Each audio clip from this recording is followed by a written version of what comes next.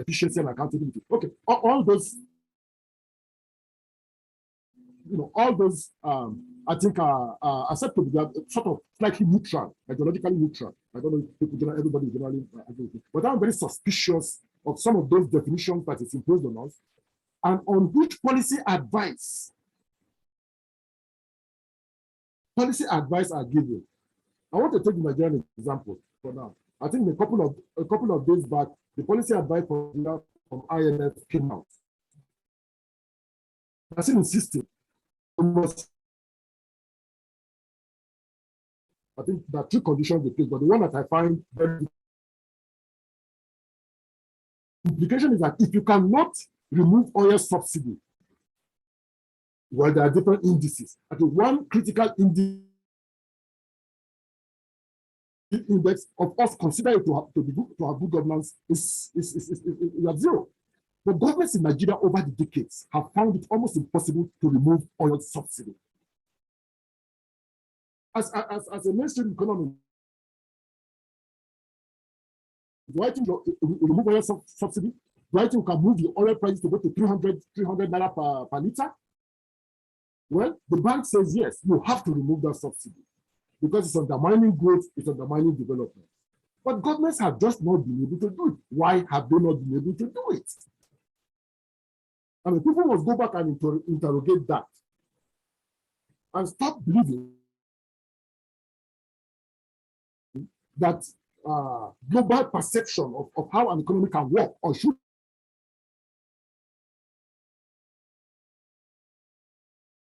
system as being good or not being good. Again, that's why I prefer the UNDP one. Let's have a plain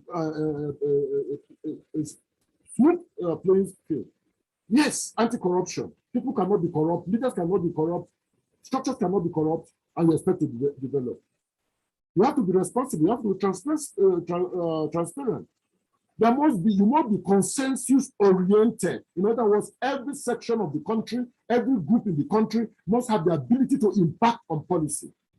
You must have that skills. One of your government's skills must be the ability, the skills to engender consensus in society. You must be able to ensure equity, right? I think that's why I support the UNDP.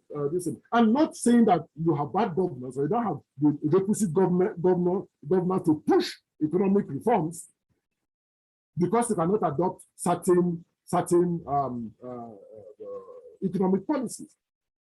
Let the government throw the issue of removal of subsidies to a national debate. And believe you me, Nigerians will turn it down, no matter what the economic implications, no matter how efficient it will make the economy. A consensus building process is what you need to be able to address some things like that. I'll move fast because I know the time is not there. The second thing is development. What is the concept of development?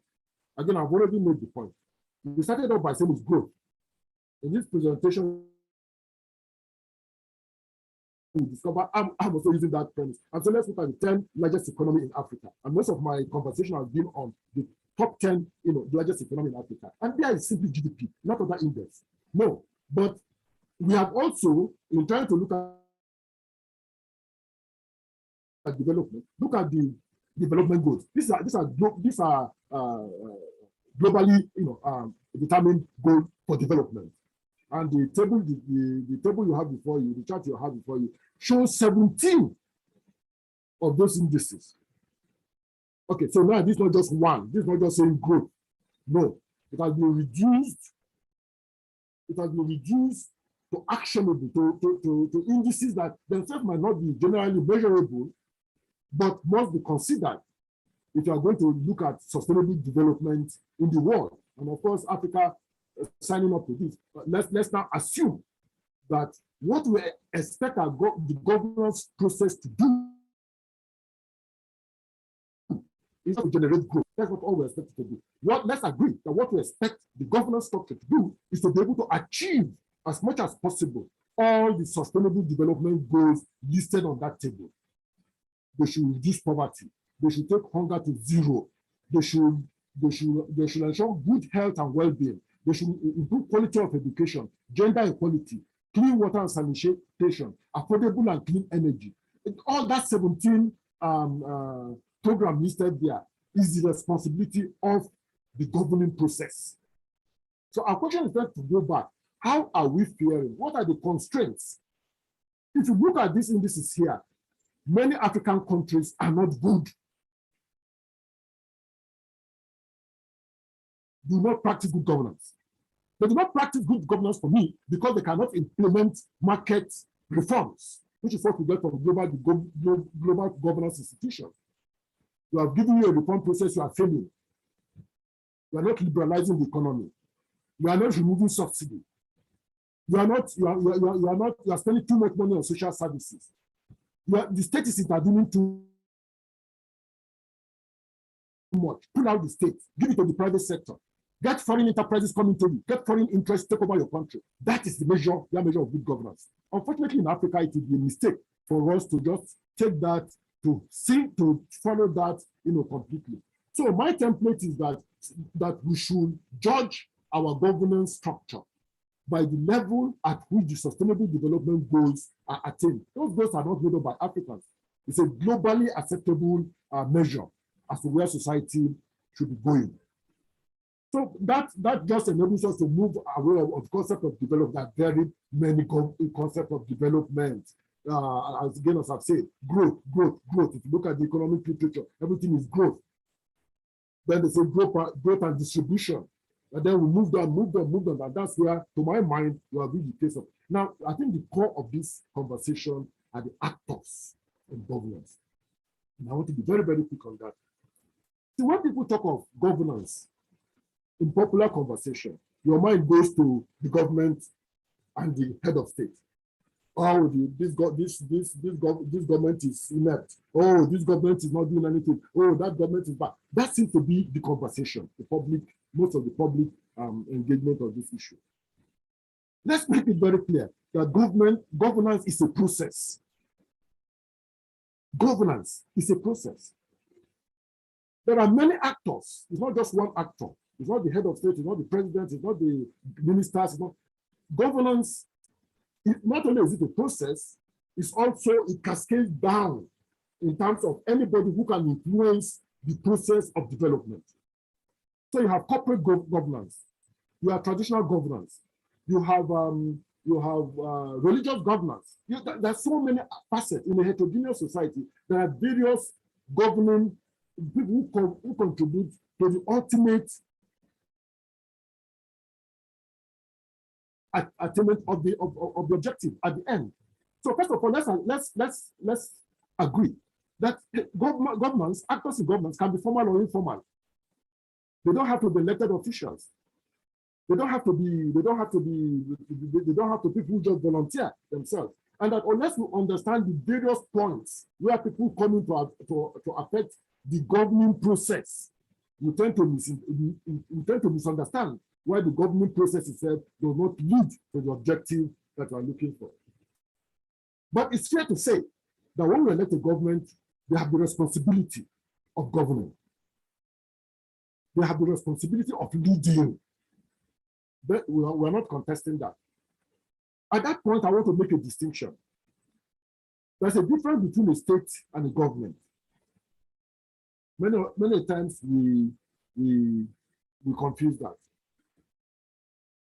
The state is more than the government. The governments come and go, but the state remains. And that is why as social scientists, we spend a lot of time focusing on the state. Governments come and go, but the state remains. Now, so for me, the arrowhead for the governance process is the state. And that's why I wanted to spend a few minutes looking at the African states. Let's spend just a few minutes. I'm not a political scientist, but let's spend a few minutes looking at the African state. The African state is a neo-colonial state. The structures of the state, of the post-colonial state, is virtually a slightly developed version of the pre-colonial state. Again, I don't want us to spend a lot of time debating that and interrogating that. I just want to make that as an observation. It can be contested. But the point I want to make is that most African states are weak by their nature, by their configuration, they are weak. Weak in the sense that they lack the skills. They lack the skills. They lack the commitment. They lack the mindset to propel development. That's my thesis. And that unless you deconstruct and reconstruct the African state, you will never get your sustainable development goal.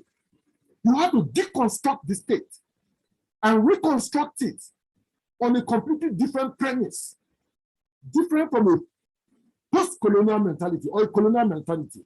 Unless you do that, your state will remain fragile.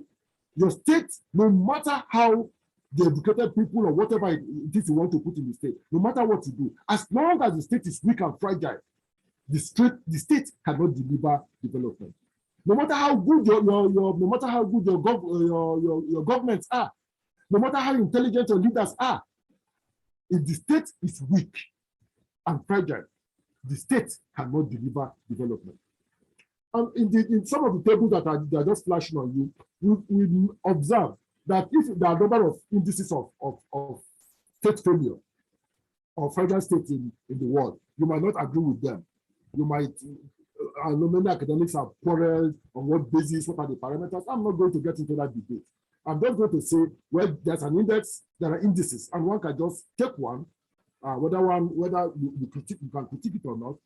So what I've used in this study is the Mo Ibrahim index of fragility. And again, if you look at that index, most African countries are at the bottom. I mean, Africa is a home for most of the fragile states. There are states all over the world that have failed. There are failed states that have failed. I'm not on other parts of the world. But that index points out to you very clearly that most of those fragile states are in Africa. Most post-colonial states that still maintain the post-colonial structure are fragile. Because the process, the mentality, the philosophy, the ideology behind the construction of those states are not conducive to producing the outcome you are looking for. And that's why you have to deconstruct it. And you have to then meet and try to reconstruct and make sure you have a state, that can. Some of those tables are showing you what the level of fragility. The point I made, comparing the big economies, is that of all the big economies I'm using in this analysis, Nigeria is the only one that Mo Ibrahim have persistently identified as being fragile. I think we should pause, we Nigerians, we should pause and think of that. We should pause and think, why is it that we have always been identified as one of the 10 most fragile states? That's what I said. We are the biggest economy today. We are the biggest economy in Africa. We have the largest population. We have the largest core of educated men. We have the largest reserve of skilled manpower. There's no doubt about it. Nobody can contest that. But yet, when we talk of the state, we are still being referred to as a fragile state. Again, let me concede very quickly, because the debate in the literature is there. There are many people who take offense when we say that Nigeria has a fragile state. People take their political positions, depending on what government they are interested in. They get offended when we say Nigeria is a fragile state. So I'm insisting that Nigeria is a fragile state, based on that index. And not only that, the World Bank has its own index. There are different indices of fragility of the state. And in most cases, Nigeria is always seen as a fragile state. Again, we've looked at that, and we've looked at the whole concept of African development. Some of the tables that have been flashing before you, shows you where we are.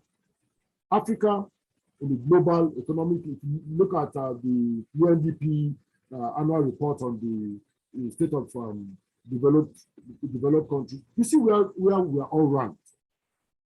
But if you look at sources of material for development, you look at manpower, you look at even raw material. If you look at every other variable except technology, innovation, all those things, we can agree that we are weak. But in terms of the traditional factors of production, you cannot. And in a world where technology is available, We have some of the brightest IT minds, not just in Africa, but in the world. Nigerians are performing all over the world when it comes to technology, in terms of technological skills and knowledge. They are available. There's nothing wrong with us in acquiring this knowledge.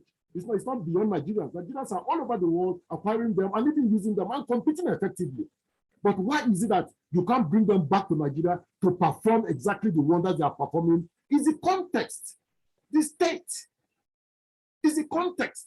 It is not the Nigerian man or woman. It is not the Nigerian intelligence. It's not the Nigerian capability. It's not the Nigerian ingenuity. It's not its lack of innovation.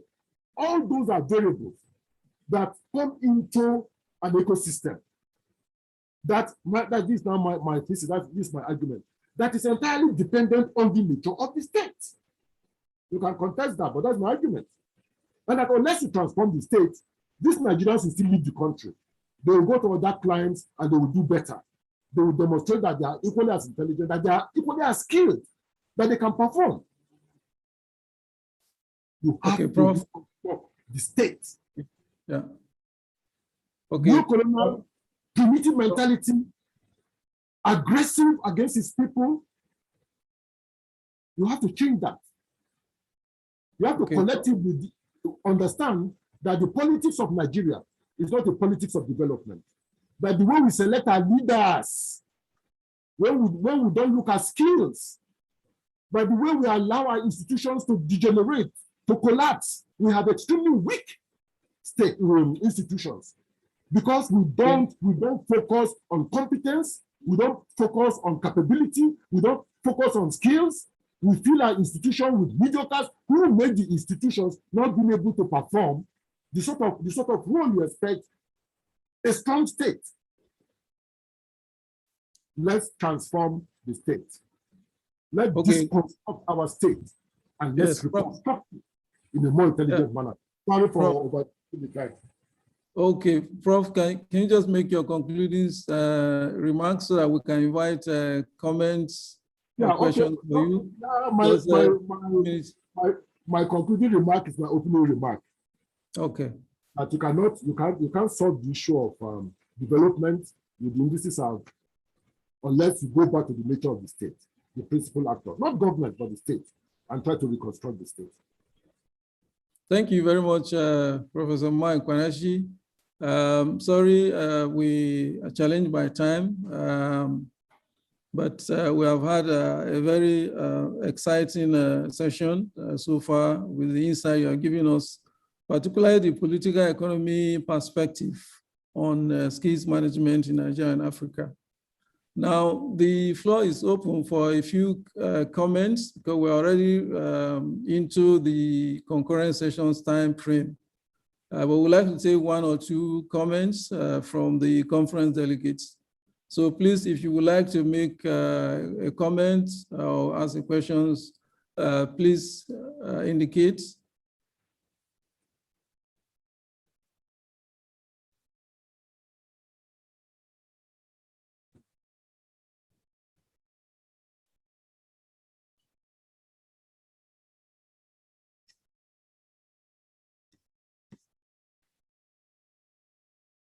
We're waiting for the first person to indicate interest to make comment.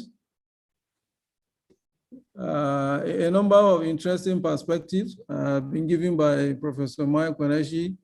First and foremost, definition of concepts. Good governance, what does it mean? And for who? Good for who? I think that's an important question. So within the global, geopolitics, where does the ideological orientation of a particular country or continent, influence the economic pace of development, growth and development? So goods being defined by the development institutions is one of the points that came out. There's nothing wrong with the person, African, but the ecosystem determines how he behaves. So any comments or questions? If there are none, then we can then bring this session to a conclusion. I'm just waiting for Anybody to indicate? Remember, Professor Mike did challenge that he has a thesis, but you can contest it. You can disagree with him, and the purpose of having this conference is to have alternative views. So anybody would like to share?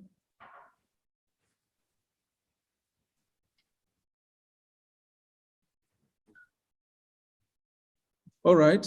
I think I would like to thank Professor Mike Kwanashi for a very good presentation. It's a pity that you couldn't control your slides to then point at the specific areas you wanted to emphasize. But the material is very rich, and this will be available for the conference delegates. They can go through in detail and benefit from your views. So we really appreciate your contribution at this conference. Thank you very much, Professor Mike Kwanashi. Thank you very much for inviting me. Okay, thank you, sir. Okay, we are at the stage of moving into the concurrent sessions now. And if you look at your screen, there is the breakout session at the bottom. If you click on it, you will then see the sessions. The first one there is health sickle cell. You click on open all the rooms.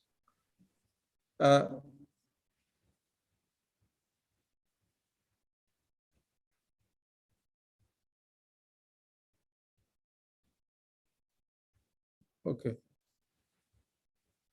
So the rooms are open. So if you like, then you select which of those sessions you would like to attend and get in there, please. Yes.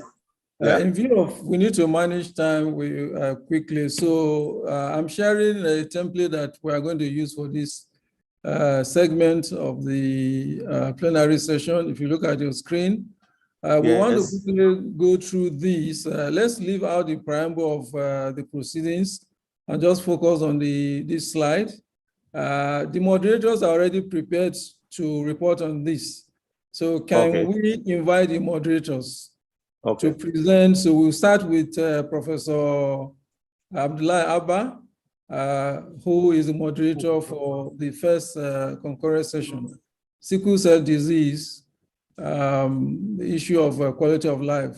All right, so may I invite Professor Abba, please, to take us through this for that session.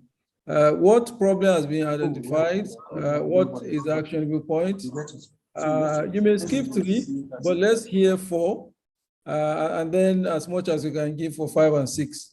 Then we'll go session by session that way. Professor Abba, are you there, sir?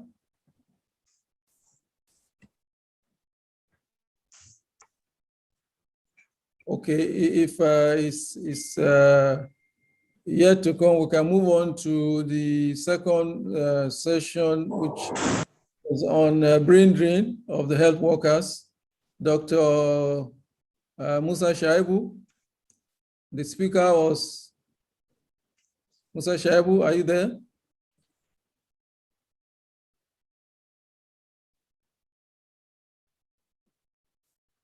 Sorry. I'm here, please. Sorry, I was muted. The speaker was Dr. Patrick Corrier. Yes, please go ahead. Okay. The problem statement is the exodus of Nigerian trained medical professionals to other clients to the detriment of healthcare delivery in Nigeria.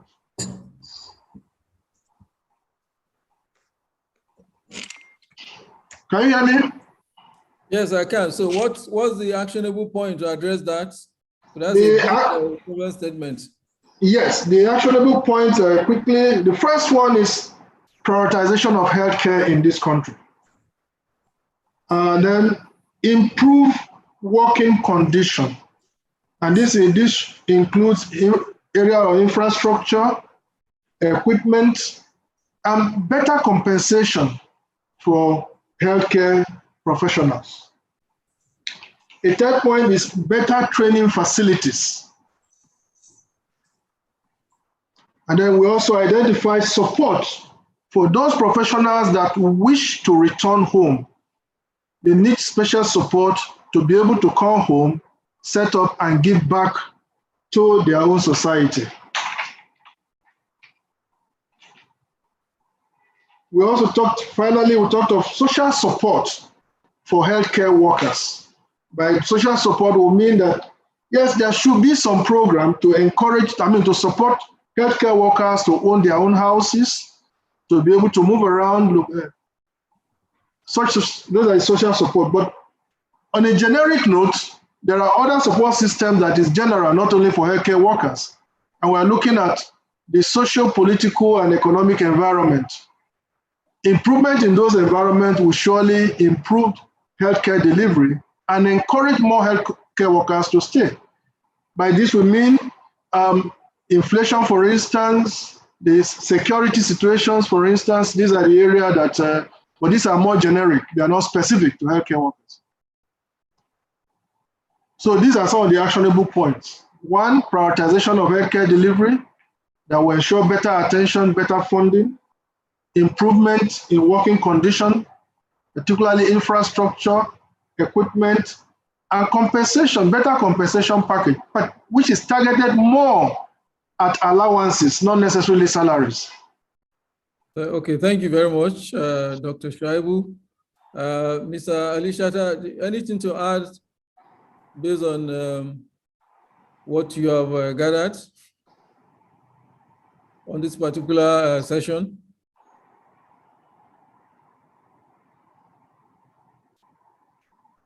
Okay, not quite. Okay, thank you very much, Dr. Shuaibu. Any additional comment from the rest of the conference delegates?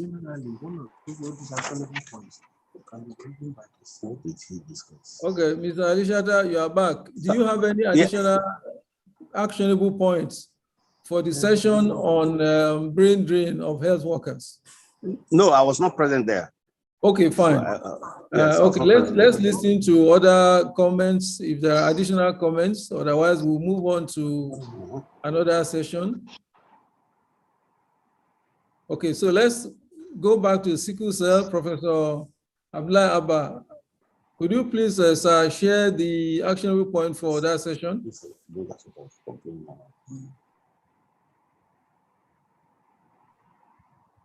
Professor Abba, I'm not sure if he's there. Professor Muta, you are the presenter. It was an excellent session. Could you summarize the actionable point from your session?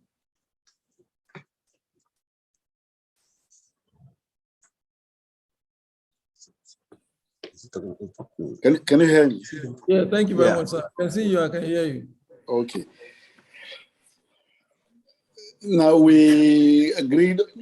Okay, Abba, to everyone, you are not allowing me to unmute. Can you unmute him? He's there already. Okay. He says you are not allowing him to unmute. Okay, sorry about that, sir. We didn't disallow anybody.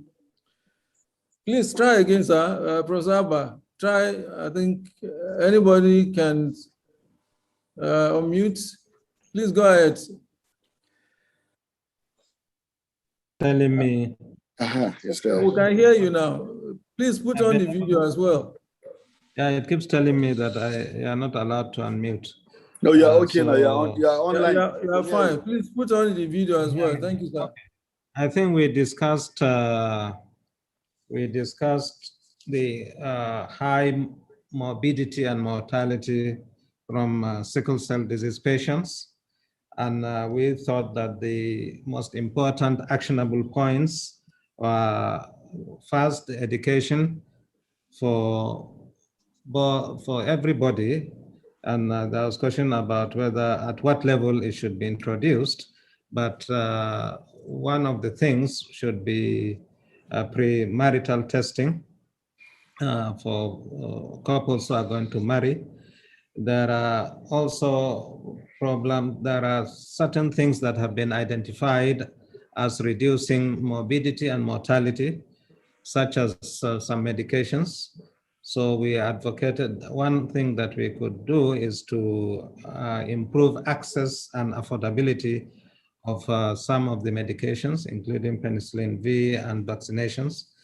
Then training of personnel from all levels, introduction of neonatal screening for patients who are, for pregnant women, for new babies, to identify those who are sickless at an early stage and implement right strategies to avoid morbidity.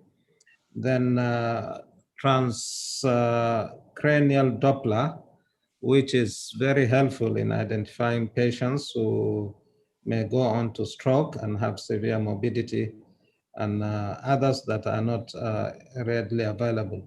But the primary things are those that I've listed above, principally starting with prevention, not having it at all in the first place. And the agencies that could help, we think are those, the societies that focus on sickle cell disease, like the Sickle Cell Association of Nigeria, the various ministries, all the state ministries and the federal ministry, and then other organizations outside that could come in and give us a hand in managing this condition. Thank you very much. I think some others may have some input. Okay, thank you very much, sir, Professor Abade. Let's hear from Professor Muta and Dr. Bako. Additional comment, anything that you want to complement what has been presented? Or if Edwin, go ahead. Okay, I will add to one of the points raised in our discussion was availability of information, but that has not penetrated to the health workers at General Hospital and Primary Health Center level. So one of our participants from Newcastle suggested this could be made digitally available, and then they are much easier to access, which I agree with. So I will raise that point to the Sickle Cell Foundation of Nigeria, which is based in Lagos, but that is going to hold annual meeting in the next 3 weeks. I hope they could make this handbook they have produced on management of sickle cell into a digital format so that it can be accessed easily. So it's one point that I very much thought came up during this discussion that is actionable immediately. Thank you. Then also the access and affordability of hydroxyurea, one of the key drugs. A participant mentioned the price has just gone up by about 40%. And again, I will mention it to the Sickle Cell Foundation, see if they can have a word with the manufacturer who actually has kept the price very low for a long time. That if you can act also on what is now on the public domain, that the price is going up and up, if you can do something about it. So these are the 2 points that I wanted to add. Thank you. Thank you very much, sir. Dr. Bako, any additional actionable points? Complete, thank you. Thank you so much. So fantastic. So we move on now to the community health session, which was presented by Dr. Maboguje. We had Dr. Kujo as the moderator and Dr. Zango as the discussant. So can we hear from the moderator, please, Dr. Kujo?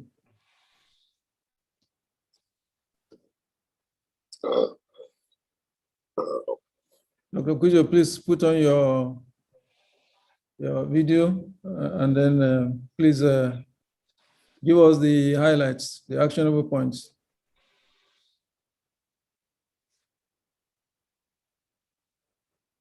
Okay, we can actually move on to the next one, which is the brain drain in the health sector, brain drain of health workers. That has been taken So we go to agriculture. Dr. Ba, Musa Ba, presented. Yeah. Haji Mashu. Okay, you are here now.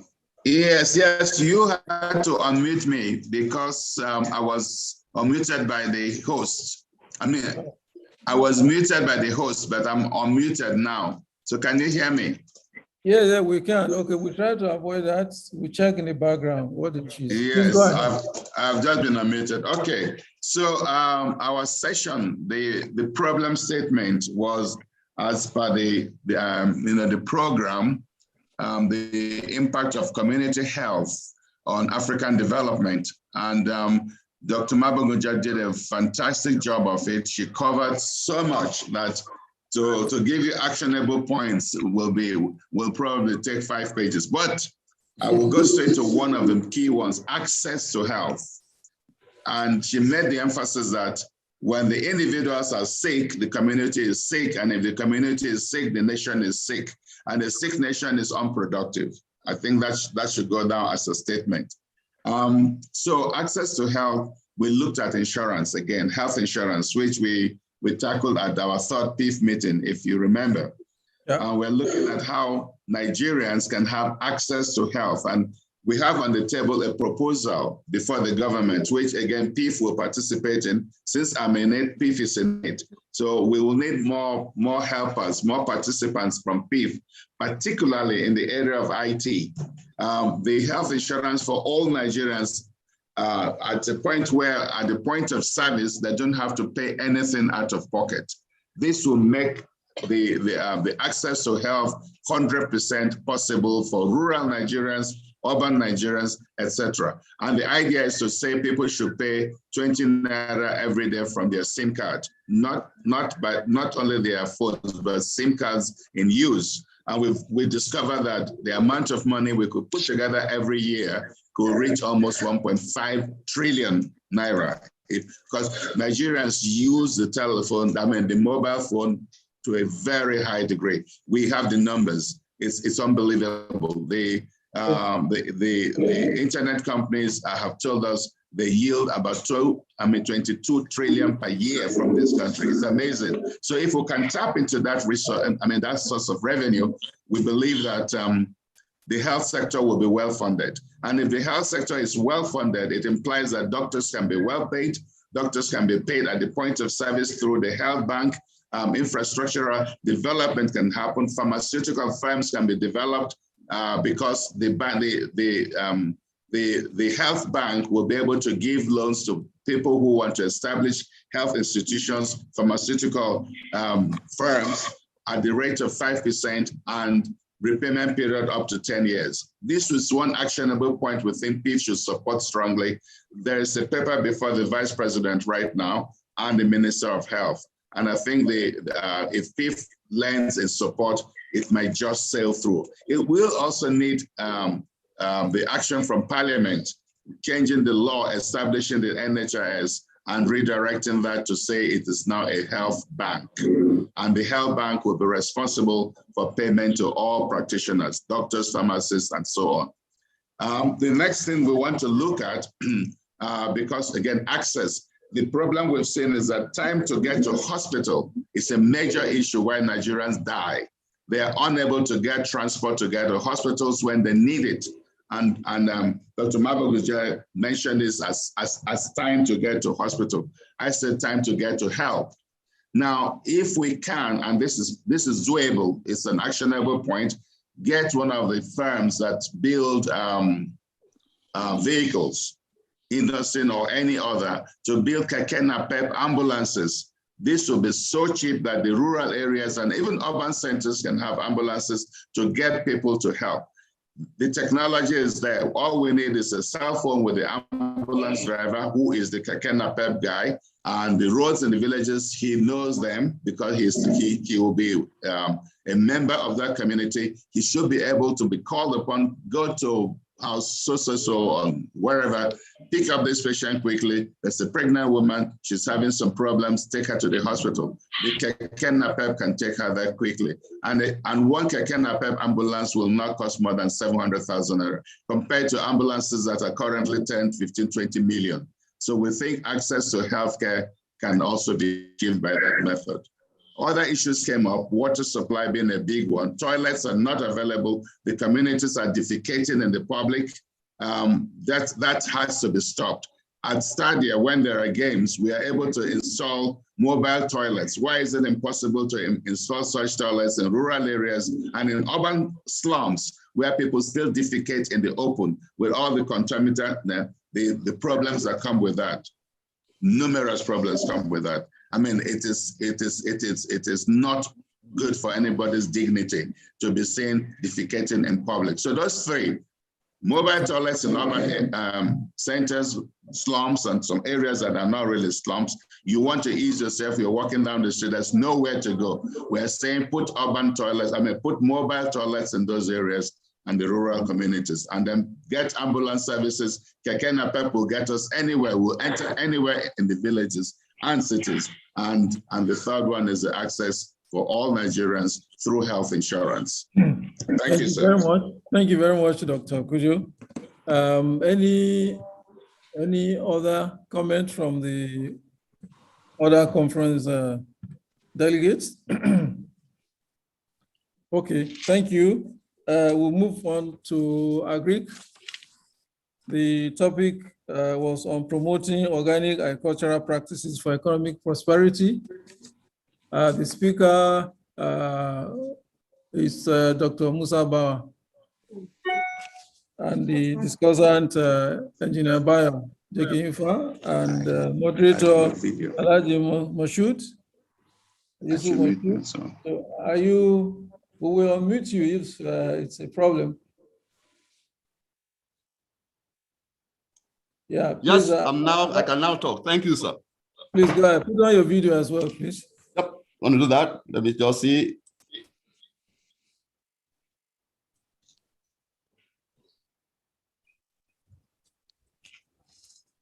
Yeah, you are there. Okay. As you said, the presenter was Dr. Musa Bawa Garuba, and the discussant was Engineer Bayo Jekinfa. The issues raised during the presentation and the question and answer time is that there is apparently a lack of information or knowledge about the organic and inorganic farm produce or products. And there is a need for us to try and educate the masses about in terms of being aware about these two options, organic and inorganic agriculture. One other thing that was said during the something is that individuals farming alone will no longer be the way forward. Should no longer be the way forward. People should try to come together and farm in a team, and that will be more profitable than individuals farming as they used to do in the past. There was an issue raised by, during the question and answer session. Somebody wanted to know that all these beautiful ideas we are profiling today, how are we going to move this forward so that it doesn't turn out to be like the previous or similar to previous outcome of previous workshops, not necessarily PEEF, but generally, that we should articulate the outcome of this session and make sure that we come out with an actionable point. And one of the things suggested is that PEEF should kindly set up a team to engage the government functionaries to be sure that the outcome of this is taken forward beyond today.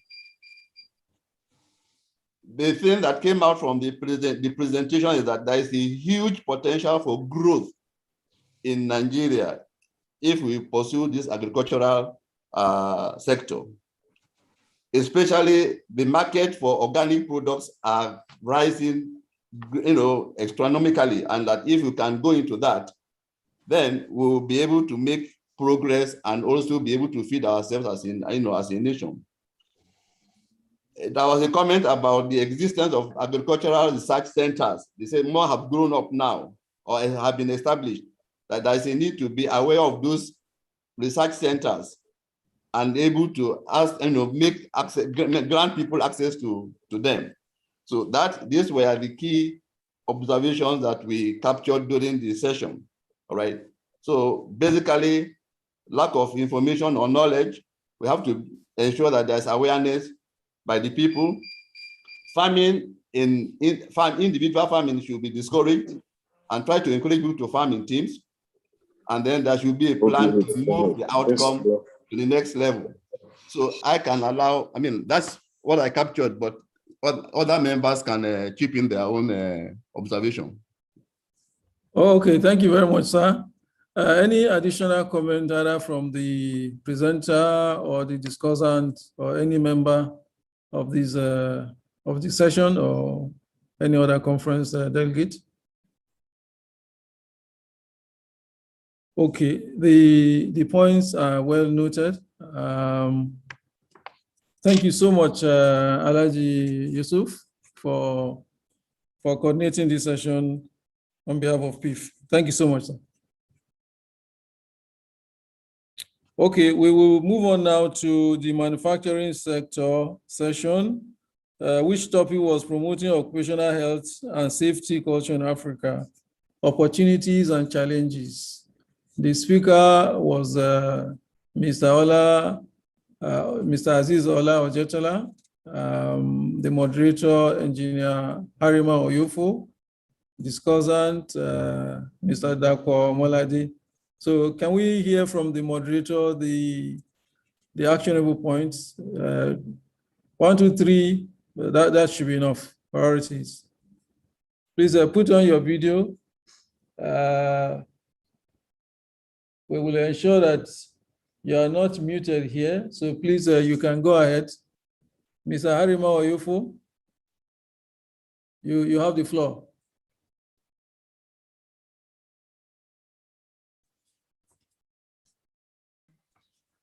Mr. Oyufo? Yes. Okay, please go ahead. Can you put on your video, please? I'm trying to put it on, but it's playing games. So. All right, just start. You can start. We can hear you. Okay, I think my voice will do for this one. Yeah, we had a series of issues raised by the presenter, Aziz, and the discussant. So we have identified some problems, but we have said we'll compact them into one word: culture. Okay. In Nigeria is the main problem. And how do we go about tackling it? We've laid out some steps. If we are to change the culture of people saying they don't know what safety is or don't attach importance to it, or it's not ranked among things they need for production, then it will seem like we need a national policy on HS. That's the first step.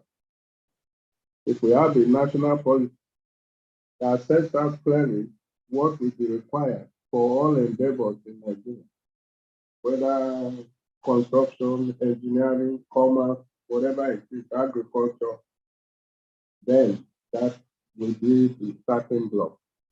When you have a policy, it will enable you to set up strategic objectives. What do you want to achieve in the first 5 years, the next 10 years?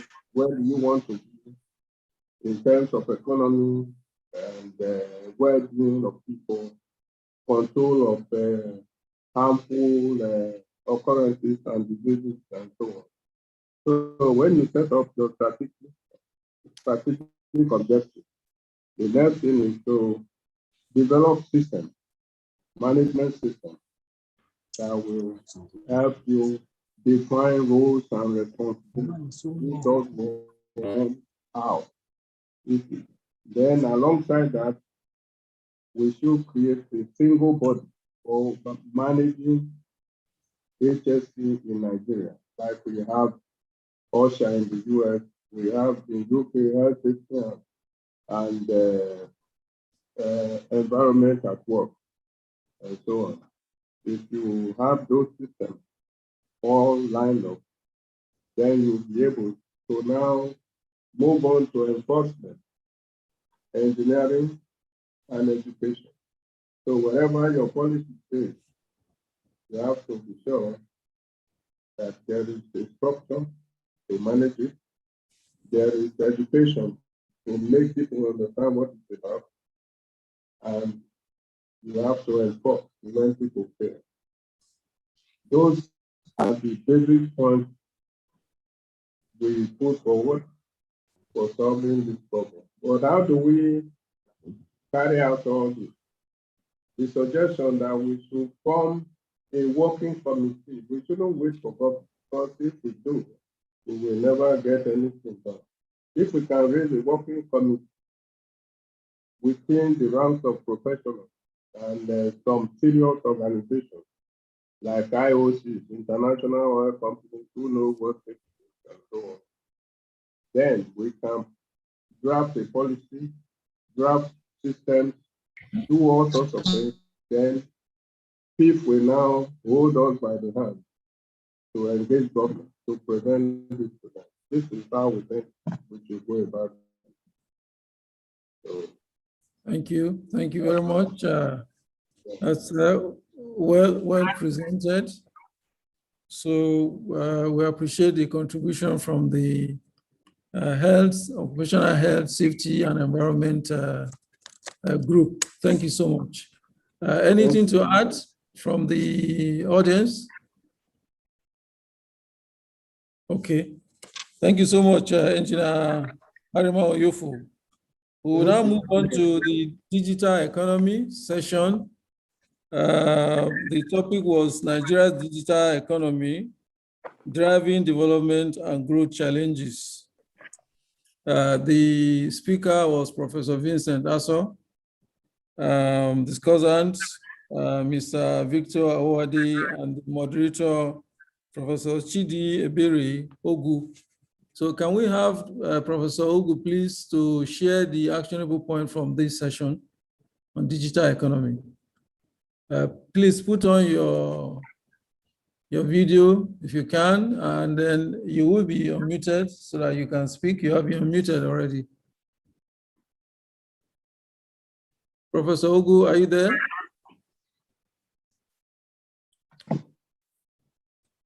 Or Professor Aso, if you are there, so that we can just have one of you to present the actionable points from your session.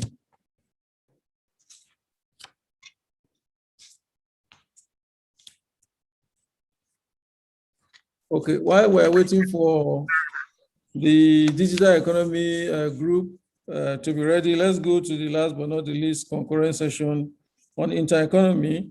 Topic was human capital development initiatives, a catalyst for national development and socioeconomic transformation. The moderator, Mr. Ende Ezengwa, has sent in the highlights. The speaker was Dr.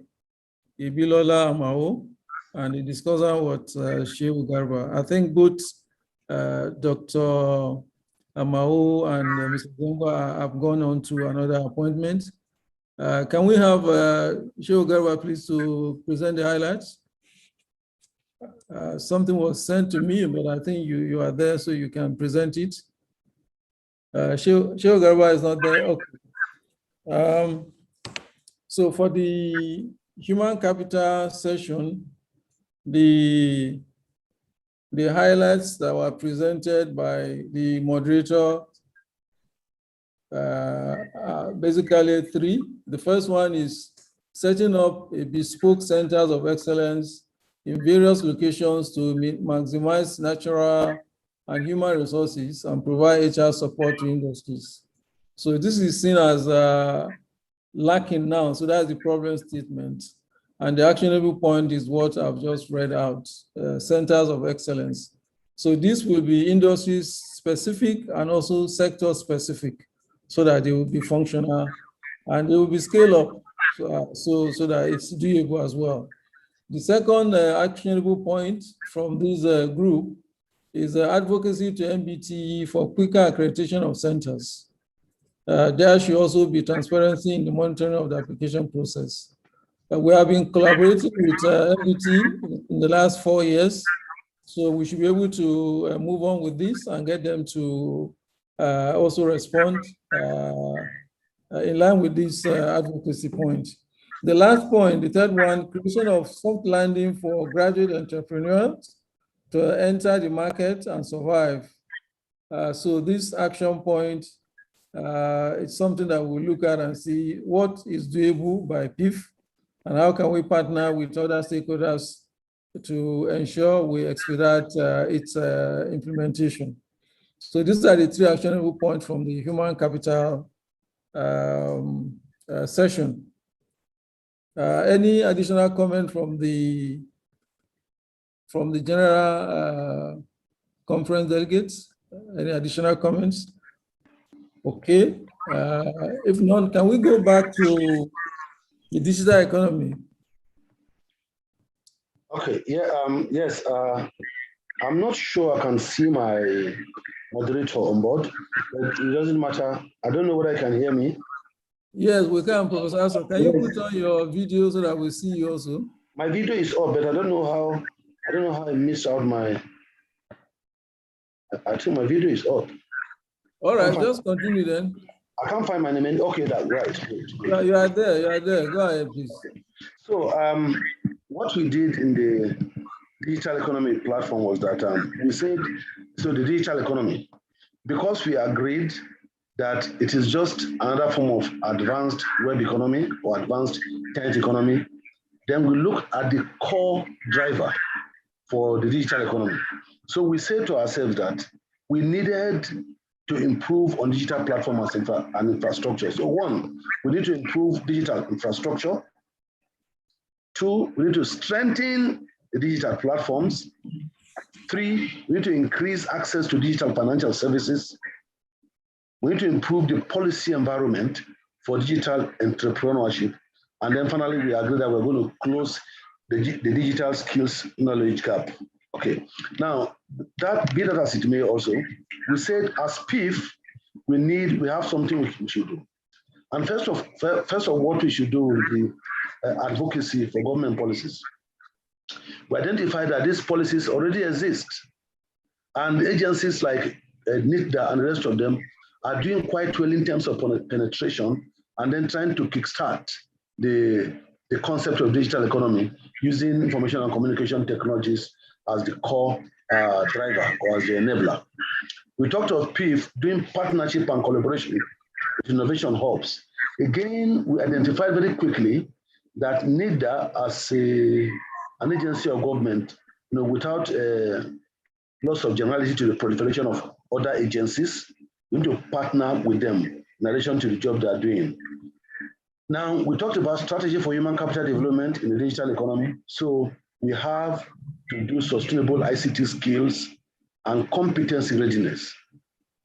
We need to, support incubation and acceleration of startups. We need to sponsor candidates to bridge the skills gap. For the basic skills, we already have them. So we're talking of the skills 2 steps or at least 1 step higher than what we call the current basic skills.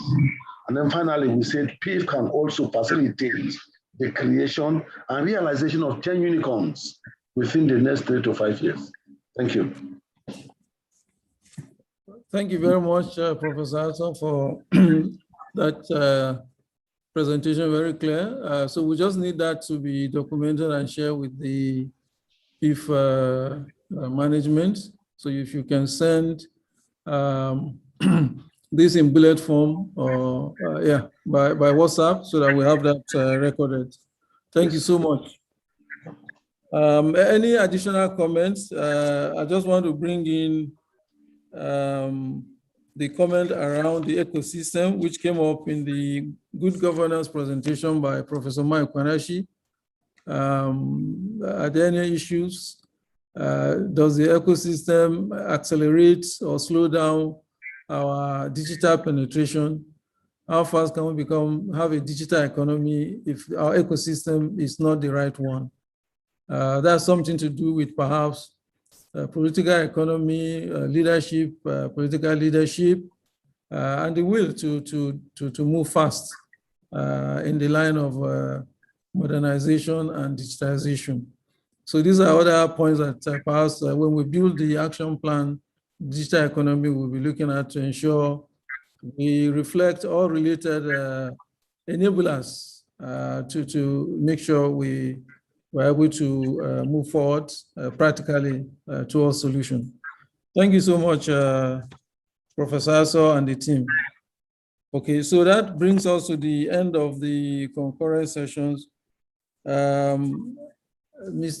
Saliu Alishata, if you are there, any additional comments with regards to the action planning, anything that we have missed that we need to share in this segment?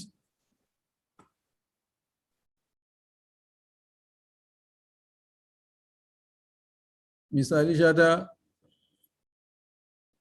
Okay, all right.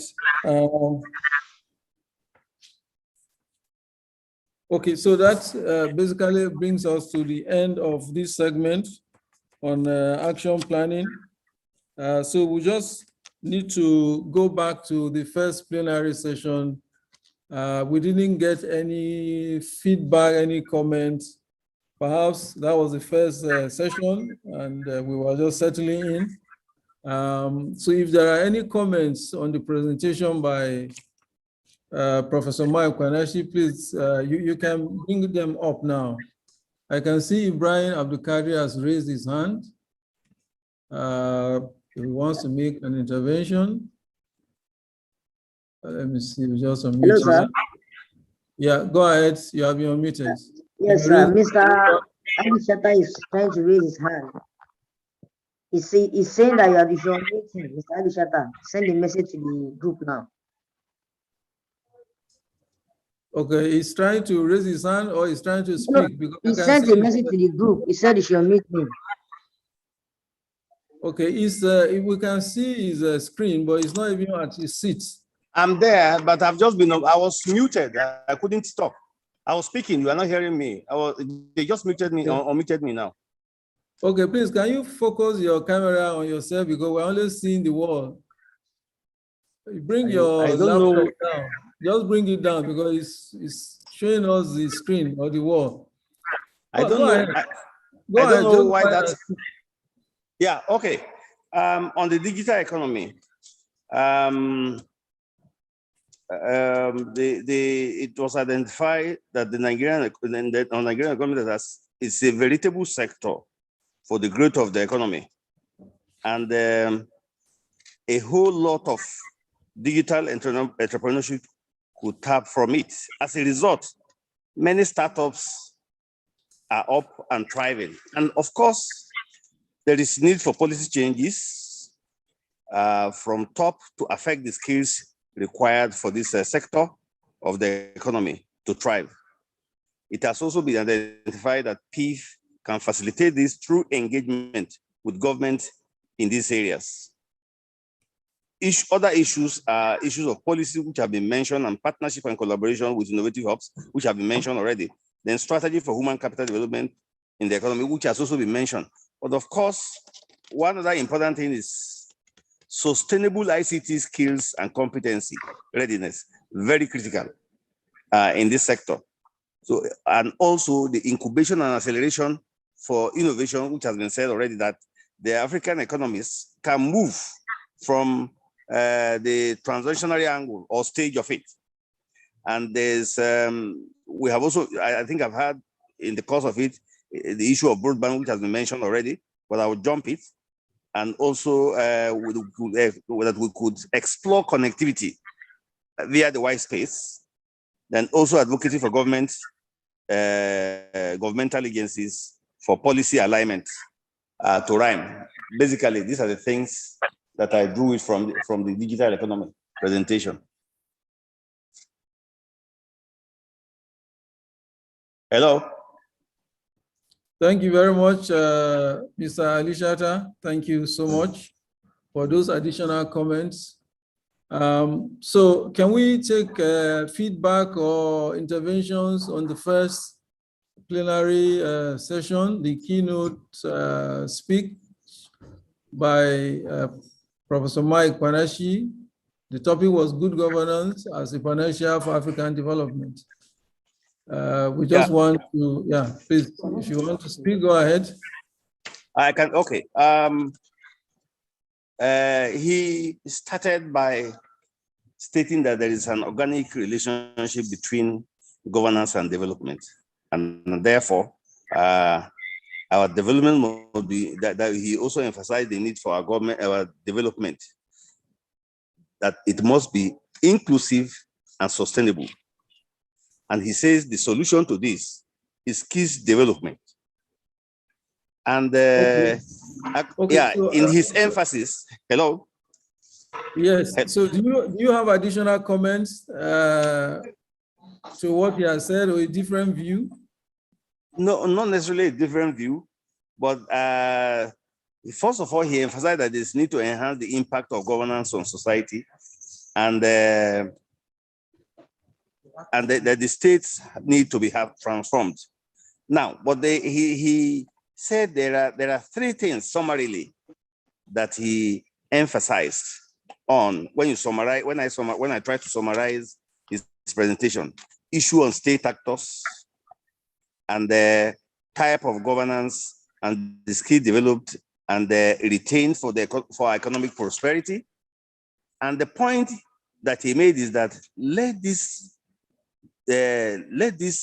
be institutionalized to move African countries from ad hoc policies that only result to shallow impacts on their development.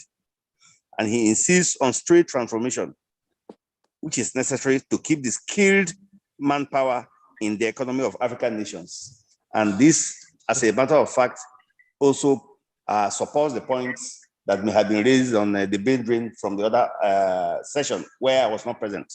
Thank you very much, sir. Okay, thank you so much. Any other comments from other conference delegates on that first session we had with Professor Mike Kwanachi? I think one of the key things he said is that the status of our development is being defined by others, not by Africans. And it is absolutely clear that we must start to define what we think our lives are so that we can actually take action rather than listen to what others tell us about ourselves and their own methods and their own means of how to solve it. Thank you very much, sir, for that very valuable additional comments. I know this point has come up on the PEEF knowledge sharing platform. I mean, we're still suffering from colonial hangover in our policy formulation and influencing on our economic, orientation. So we need to take charge of our own destiny. I think that point is very clear. But we have to also forge ahead and ensure that our Africanness shows in the way we project our economy, our lives across the globe. So thank you so much for reemphasizing that. Any additional comments? Okay. All right, so we've given an opportunity to comment on all the sessions, and I think that opportunity has been well. Okay, I see a hand now. Victor, Mr. Owade, you raised your hand. Mr. Owade, okay, you dropped it. All right. Okay, so Victor, you want to speak? Yes, I was waiting to be called, yeah. All right, go ahead. Yeah, Professor Mike took time to attend our session. And just like he mentioned in the opening presentation, he was passionate about inclusiveness and especially the rural people. He was concerned about all the talks about fintech. How does it translate to the local economy?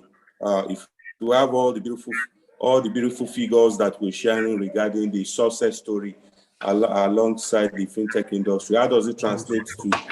How does it affect the poverty level of people in the villages? And is also in tandem with some of the recommendations that we gave forward in terms of improving the rural infrastructure, especially as it affects connectivity, which is probably one of the reasons why we say election results cannot be transmitted from some remote areas. But all those things are connectivity issues, which we think both from policy angle and from the implementation of some of those recommendations by the governmental agencies. If they are implemented, then we'll be on a good path of solving some of those problems. Just to draw a correlation between his presentation and our own thought process as well. Thank you. Oh, thank you very much. This is a very, very useful additional comment you have made. It shows the nexus between the political economy in terms of good governance and the specific sector issues that we have discussed. Everything is connected to everything else. So thanks for bringing that out. Thank you. Any final comment before we move on to the last stage of this conference, which will be next steps and appreciation? Okay, if there's none, then so I would like to, if you look at the screen, on the screen you can see where we are the next step, and then before we come to the end. Usually at every PEEF function, we have had the PVT, the PEEF virtual talks about 5 times this year. When we conclude, we also talk about the next steps of that particular event. So for this conference, all glory be to the Almighty. This is the 5th one. The next steps will be to properly, have an action plan, because with PEEF, our focus in practical solutions. Yeah, we don't want to have voluminous communique and nothing happens.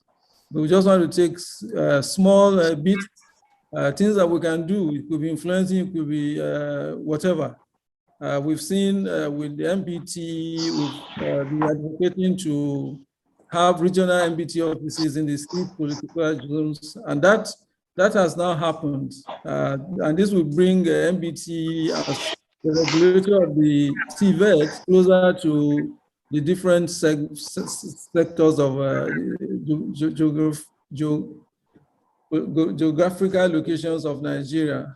So bring in decision-making and application of the standards to different institutions in the 6th geopolitical zone. So that's what we do. We will be focusing on getting our action plan right now that we have received inputs from all the delegates, most of the delegates. Please make sure you fill in the survey, because we also look at what we get from you in addition to what has been presented by the moderators, so that we have a very rich action plan. After that, we will come back to some of you to help us with the implementation, because you are experienced, you are experts, you have your network, you are also influencers. So when we call on you, we are very confident you will be available.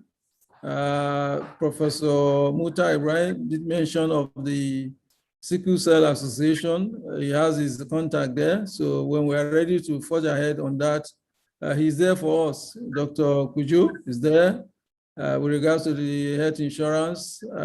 Dr. Is also there in the area of community health. I mean, I can mention all of the presenters, they have their connections.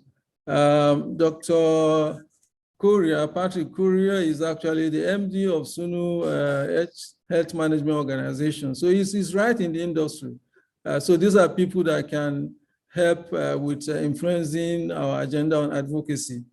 So the advocacy group that has been suggested by the agriculture group, we will require volunteers. So if you are interested in volunteering, please indicate. You could do that on the chat box, or you could send a message to the email address, which we'll put in the chat box, es@peef-sdg.com. So with that, we'll be able to get back to you. If you want to volunteer to help with the implementation of our initiatives in the area of sickle cell, or brain drain, community health, the agri sector, HSC, digital economy, or even the human capital, management initiatives. So those are the next steps. And the final one is, we also showed the membership value proposition for those who are interested in joining. Most of those who have participated, who have been speakers or moderators or in discussants, are already in PEEF one way or the other. They are members, they are supporters of PEEF, but we have additional people on this call, in this conference. So if you'd like to join again, send a message to the email address, or simply go to www.peef.ng. That's a website, and the process for membership is there, it's online. We will look at your application. And after this year, next year, we'll begin again with our series on the PEEF virtual talk, and we are planning the very exciting topics that will focus on skills, but also value addition. If you recall, this year we brought in the president and CEO of Society of Human Resource Management in the US to engage with us in Nigeria. And in that call, we had over 500 participants. For this conference, we had over 300. We have had challenges with technology, but we believe we have been able to add value throughout the sessions that we have had today.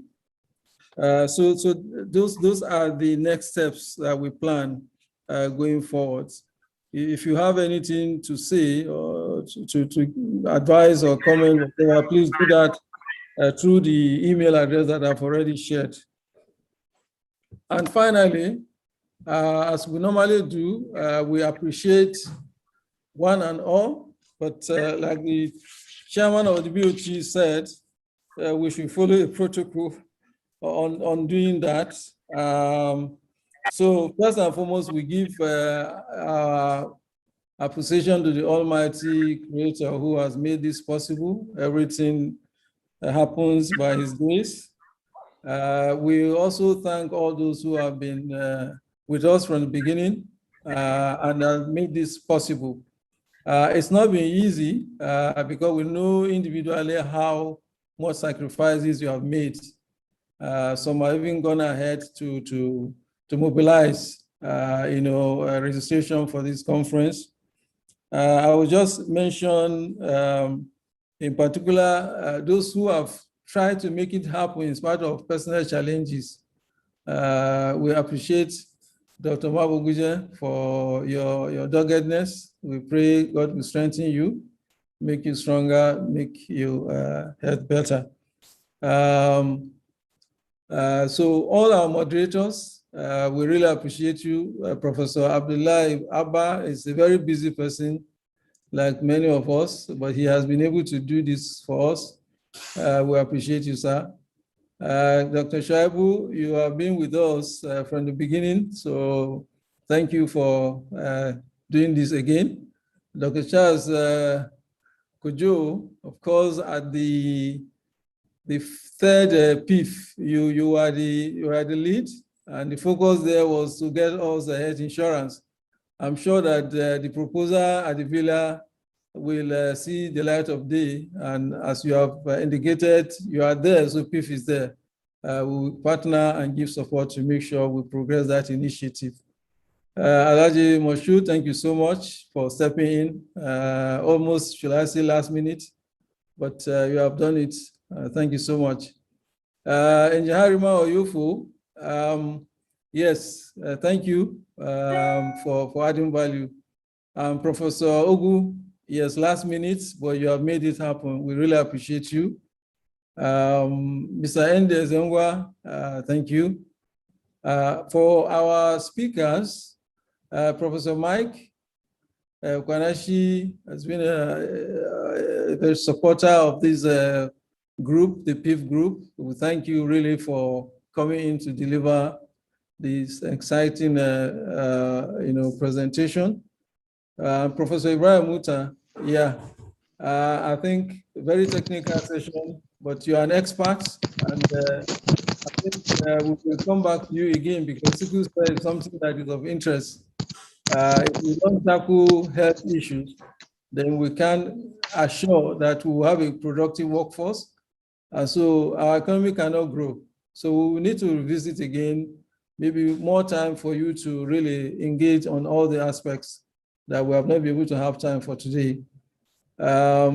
Dr. Patrick Curry, thank you so much. You are an industry person, but your presentation very incisive. Again, you, like one or two others, came in last minute. The original speaker had family issues, and you stepped in from being a discussant to a speaker. Fantastic presentation. Dr. Maguje, thank you. Dr. Musa Bawa, yeah, you've been there, and I think you had a very good session. I listened into what comments Engineer Bayo had. I think it was a very professionally delivered, presentation. I will take the actionable point forward from there. Mr. Aziz Ola Ojotola, all the way from Calgary in Canada. I know it's been early morning hours there. Thank you so much for being able to make this happen. I think this started a few months ago. Thank you so much. Professor Aso, again, thank you so much for stepping in. I really appreciate you. Dr. Amao, I think she's left now. She's been a long partner with PEEF, and we can do more things together. Collaboration is the way to go. For our discussant, as listed, Dr. Edwin Bako, excellent. Dr. Zango, fantastic. Engineer Bayo, all the way from California, excellent, excellent. We need to do more collaboration on agribusiness with you. Dr. Dako Omolade, really appreciate you, particularly the mobilization you did for registration of the safety community in Nigeria and outside. We really appreciate that. Mr. Victor Owade, also thank you so much for your expertise. Mr. Shehu Garba, I hope you are still there. You have made commitments to be more involved now, so we're going to come back to you on some of these initiatives so that we can begin to give back more to society. We have a lot that we can give back. It's not just money, but even time. So we look forward to engaging on this. So I've tried to go personally to appreciate you all. And our BOT chairman, I reserve for the last, is always there, is our leader. Again, you are giving us inspirational leadership to bring this 5th PEEF annual conference to a successful conclusion. Sir, I will just, if you want to say a few words so that we can wrap up. Engineer Alhaji Abdullah Bukar, PEEF BOT chairman, please.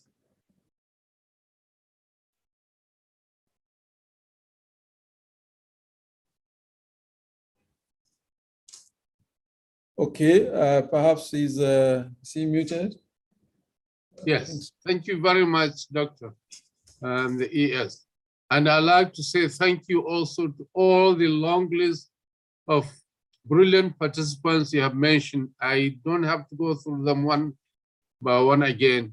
I thank you all, and I thank all the people, all the 300 or more who attended, and the ones who are still with us in this final plenary session. It is always good to give. And I think by coming together and giving from what we have done a service to our nation and to the African continent and to the Africans also in the diaspora. It is not easy. It takes time. We put all our resources, But I think in the end, it will be positive and we'll be able to make an impact on the people who come behind us. So I would like to say thank you very much to you all. And I look forward to another opportunity where we can all contribute to making sure that we lift people out of poverty and we do something about the quality of life that exists in our immediate vicinities. I'm sure someone like Tobacco knows what I'm talking about because we see it on an almost everyday basis and we all feel that if we can do something about it, we will. So back to you, Honorable Secretary, and to all the participants, I say thank you very much and I look forward to another opportunity to meet with you and see how we can do work together for our own people. Thank you very much. Thank you. Okay, thank you, sir. We really appreciate those very kind words, inspirational, remarks. So last but not the least, we have been supported by a team that's quite silent. The IT team, the admin team, who have been working for several weeks now, particularly today to ensure that everything goes well. Adiza, Fatima, Jamila, who have been working to ensure that we get the technology right.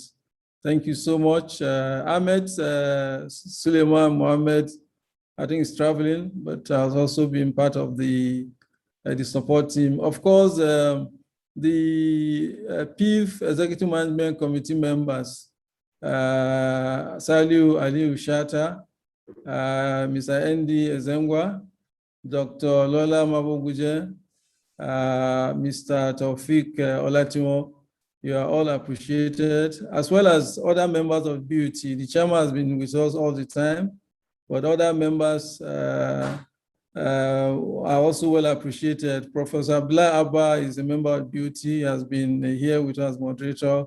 We also have Dr. Professor Ajakai, and Mr.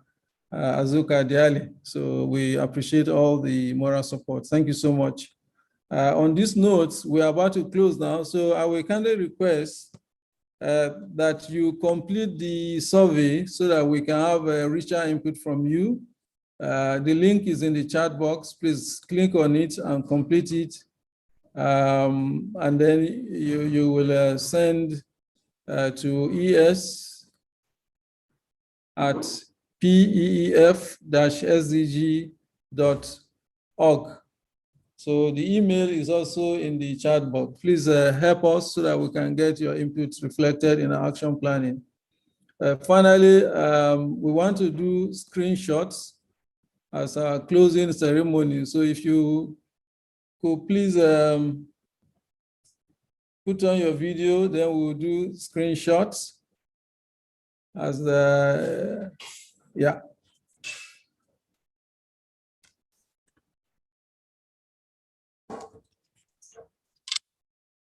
Yes, how you are seeing my face. Yeah. Please put on smiling faces. Let's have more cameras on, please. Some are still showing, just put on your camera and then we know we have history recorded today. Thank you. One more.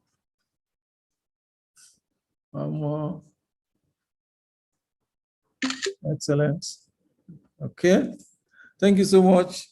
And on this note, I just say bye to all. Cheryl, keep safe. We will meet in our usual, forum. Yeah. Bye-bye. Bye.